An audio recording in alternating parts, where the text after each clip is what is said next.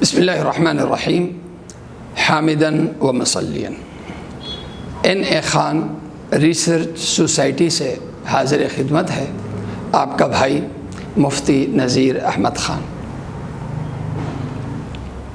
آج کا ہمارا موضوع ہے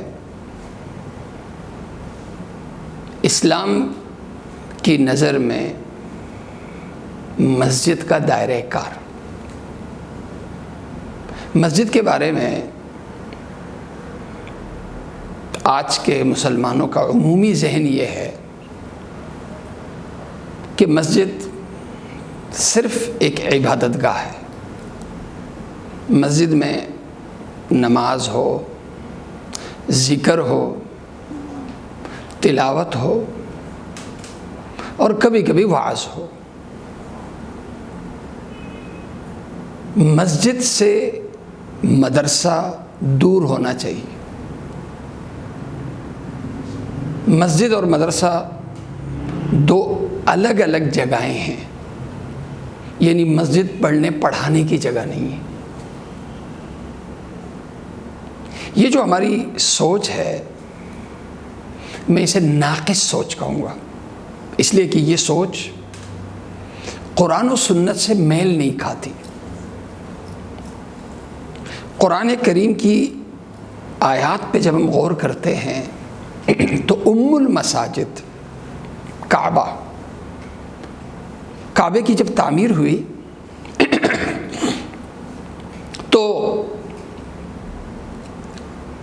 بانی کعبہ حضرت ابراہیم سلام علیہ انہوں نے دعا کیا مانگی؟ دعا مانگی تھی ربنا وابعث فیہم رسولا منہم یتلو علیہم آیاتہ وَيُعَلِّمُهُمُ الْكِتَابَ وَالْحِكْمَةَ وَيُزَكِّيهِمْ۔ اے اللہ، کعبے کی تعمیر ہوئی، اس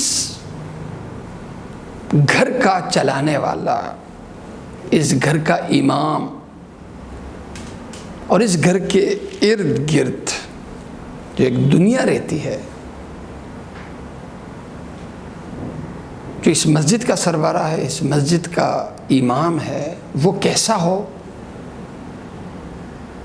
رسول منہم، ایک پیغمبر ہو جن کی ڈیوٹیز کیا ہوں؟ یتلو علیہم آیات، قرآن کریم کی آیات تجوید کے ساتھ وہ لوگوں کو سکھاتا ہو۔ قرآن کتاب اللہ اور کتاب اللہ کے جو علوم بالواسطہ بلا واسطہ علوم ہیں، لوگوں کو ان علوم کی تعلیم دیتا ہو اور ان کا تزکیہ نفس اور اصلاح کرتا ہو۔ اللہ تعالیٰ نے حضرت ابراہیم سلام علیہ کی یہ دعا قبول کی اور اللہ تعالیٰ نے ارشاد فرمایا لقد من اللہ علی المؤمنین اذ بعث فیہم رسولا من انفسہم یتلو علیہم آیاتہ وَيُزَكِّيهِمْ وَيُعَلِّمُهُمُ الْكِتَابَ وَالْحِكْمَةَ۔ اللہ نے ایمان والوں پہ احسان کر دیا کہ اللہ نے ایسا پیغمبر بھیجا جو انہی میں سے ہے، جو کیا کرتا ہے؟ ان کو قرآن تجوید کے ساتھ پڑھنا سکھاتا ہے، ان کا تزکیہ کرتا ہے اور دینی علوم ان کو سکھاتا ہے۔ تو یہ سیکھنے سکھانے کی جو جگہ تھی، جس کے لیے دعا ہوئی تھی، وہ جگہ کوئی الگ مرکز نہیں بلکہ اسی خانہ خدا میں، اسی گھر میں۔ لہٰذا اس قرآن کی آیت کا مفہوم یہ ہوا کہ مسجد اور مدرسے میں ایسا ہی تلازم ہے، آپس میں ایسے ہی لازم ملزوم ہے جیسے علم اور عمل لازم ملزوم ہے۔ مسلمان کا تصور مسجد کے بارے میں یہ ہونا چاہیے کہ مسجد نام ہے عبادت گاہ اور درس گاہ دونوں کا۔ مسجد وہ ہے جو مدرسہ بھی ہو، مدرسہ وہ ہے جو مسجد بھی ہو۔ مسلمانوں کا مدرسہ مسجد ہے، مسلمانوں کا اسکول مسجد ہے، مسلمانوں کا کالج یونیورسٹی مسجد ہے بنیادی طور پر۔ انہی آیات کی روشنی میں اللہ کے نبی صلی اللہ علیہ وسلم نے جب مسجد نبوی کی تعمیر فرمائی تو 7 مدرسہ بھی بنایا جنہیں ہم صفہ کے نام سے جانتے ہیں، اور اس صفے کے، اس مدرسے کے پڑھنے والوں کو اصحاب صفہ کہا جاتا ہے۔ یہ مستقل اس درسگاہ، اس مدرسے کے طالب علم تھے جو مسجد نبوی میں رہتے تھے۔ یہ تو مستقل طالب علم تھے، اور جو آنے والے نمازی تھے اللہ کے نبی صلی اللہ علیہ وسلم نے انہیں بھی مخاطب فرمایا اور ان کی بھی تربیت فرمائی کہ تم جب مسجد نبوی میں آؤ تو نمازی کی حیثیت سے نہ آؤ، بلکہ طالب علم کی حیثیت سے اور طلب علم اور سیکھنے کی نیت سے مسجد نبوی میں آیا کرو۔ حضرت ابو ہریرہ رضی اللہ عنہ راوی ہیں، یہ روایت سنن ابن ماجہ کی ہے، اور یہ حدیث صحیح ہے، اور اس حدیث کے ذیل میں محدثین کرام لکھتے ہیں اسنادہ علی شرط مسلم۔ یہ حدیث اللہ کے نبی صلی اللہ علیہ وسلم نے ارشاد فرمایا من جاء مسجدی ھذا لم یأتہ الا لخیر یتعلمہ او یعلمہ فهو كالمجاهد في سبيل الله ومن جاء لغير ذلك فهو بمنزلة الرجل الذي ينظر إلى متاع غيره أو كما قال صلی اللہ علیہ وسلم۔ اللہ کے نبی صلی اللہ علیہ وسلم نے ارشاد فرمایا جو مسجد نبوی میں آئے نیت سیکھنے یا سکھانے کی ہو، یعنی طالب علم بن کر آئے، تو اللہ کے ہاں جو اسے لکھا جائے گا وہ مجاہد فی سبیل اللہ، اس کا یہ آنا، اس کا مسجد میں بیٹھنا، یہ جہاد تصور ہوگا۔ لیکن صرف نماز پڑھنے، ذکر کرنے، تلاوت کرنے کے لیے وہ آ رہا ہے، تو اللہ کے نبی صلی اللہ علیہ وسلم نے ارشاد فرمایا اس کی مثال پھر وہ اس شخص کی ہے کہ جو دوسرے کی چیزوں کو دیکھ رہا ہو، یعنی ایک تماشا بی یا تماشا گر کی حیثیت وہ رکھتا ہے۔ اس حدیث میں کس درجہ ترغیب ہے کہ محلے کے جو نمازی ہیں وہ مسجد میں صرف نماز یا عبادت کا ذہن لے کر نہ آئے، بلکہ سیکھنے یا سکھانے کی نیت کے ساتھ آئیں۔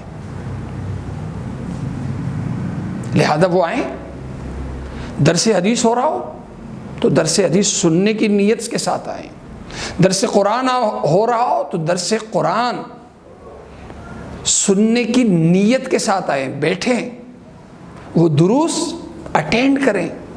فقہ کی کلاس چل رہی ہو، عربک کی کلاس چل رہی ہو، ان کلاسز میں بیٹھنا کیا ثواب رکھتا ہے کہ اللہ کے ہاں یہ جو بیٹھنا ہے یہ میدان جنگ کہ مجاہد کو جتنا ثواب ملتا ہے اتنا ثواب اللہ تعالیٰ اس نمازی کو دے گا۔ ایک دوسری روایت جو حدیث حسن ہے، جامع ترمذی اور سنن ابن ماجہ دونوں میں، اسی مدرسے صفہ کے مدرسے کے طالب علم حضرت ابو ذر غفاری رضی اللہ عنہ روایت کرتے ہیں کہ اللہ کے نبی صلی اللہ علیہ وسلم نے مجھے مخاطب کر کے ارشاد فرمایا یا ابا ذر لأن تغدو فتعلم آیۃ من کتاب اللہ خیر لک من ان تصلی 100 رکعت۔ ابو ذر تم صبح کو آؤ مسجد میں اور تم اللہ تعالیٰ کے کتاب کی ایک آیت سیکھو۔ ایک آیت سیکھنا، تجوید کے ساتھ پڑھنا یا اس کا مفہوم سیکھنا، ایک آیت، ایک چھوٹی آیت، فرمایا یہ تیرے لیے زیادہ بہتر ہے 100 رکعت نفل پڑھنے کے مقابلے میں۔ ایک طرف مسجد میں سیکھنا ہے، ایک آیت سیکھ لی، اور دوسرا شخص 100 رکعت پڑھ رہا ہے، یہ ایک آیت کا سیکھنا یہ 100 رکعت نفل نماز سے افضل ہے، برابر نہیں افضل ہے۔ پھر اللہ کے نبی صلی اللہ علیہ وسلم نے ارشاد فرمایا لأن تغدو فتعلم بابا من العلم خیر لک من ان تصلی 100 رکعت، تم صبح کو آؤ اور علم کا ایک باب سیکھو، علم کا ایک باب سیکھو، حلال و حرام کے کچھ مسائل سیکھ لیے، کسی موضوع پہ آپ نے علم لے لیا، اس لیے کہ کلاس لگ رہی تھی، وہ آدھے گھنٹے کی کلاس لے لی، فرمایا یہ جو آدھے گھنٹے کی فقہ کی کلاس ہے یا قرآن کی کلاس یا حدیث کی کلاس، حلال و حرام کی تعلیم کی ایک کلاس ہے، وہ کلاس آپ نے اٹینڈ کر دی، فرمایا یہ تیرے لیے بہت بہتر ہے 1000 رکعت نفل پڑھنے کے مقابلے میں۔ ایک طرف 1000 رکعت، دوسری طرف علم کا ایک باب سیکھنا، فرمایا یہ برابر نہیں ہے، بلکہ علم کا ایک باب سیکھنا 1000 رکعت نفل پڑھنے کے مقابلے میں زیادہ افضل ہے۔ کتنی بڑی فضیلت ہے۔ اللہ کے نبی صلی اللہ علیہ وسلم نے یہ بھی ارشاد فرمایا، بھی سنن ابن ماجہ کی روایت ہے، اللہ کے نبی صلی اللہ علیہ وسلم نے فرمایا افضل الصدقۃ، بہترین صدقہ یہ ہے کہ ایک شخص علم سیکھے اور اپنے مسلمان بھائی کو سکھائے۔ اس لیے یہ جو آج ہم نے علم کو یعنی تعلیم کو عمر تک محدود کر دیا نا، کہ تعلیم حاصل کرنا، سیکھنا یہ بچوں کا کام ہے، نہیں، مسلمان پوری زندگی طالب علم رہتا ہے، اور یہ طالب علم یہ اپنے طلب علم کی پیاس کہاں بجھاتا ہے؟ مسجد میں جو دروس ہو رہے ہو وہاں شرکت کرے۔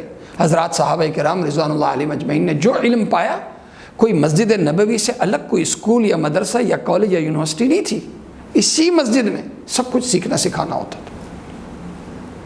اس لیے جتنے دروس مسجد میں چل رہے ہوں، نہیں ہو تو آغاز ہونا چاہیے دروس کا، مدرسہ ہونا چاہیے،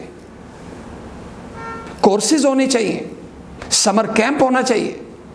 یہ جو سنت ہے نا، سنت مدرسے کی سنت مسجد میں، اس سنت کا ہم احیاء کریں۔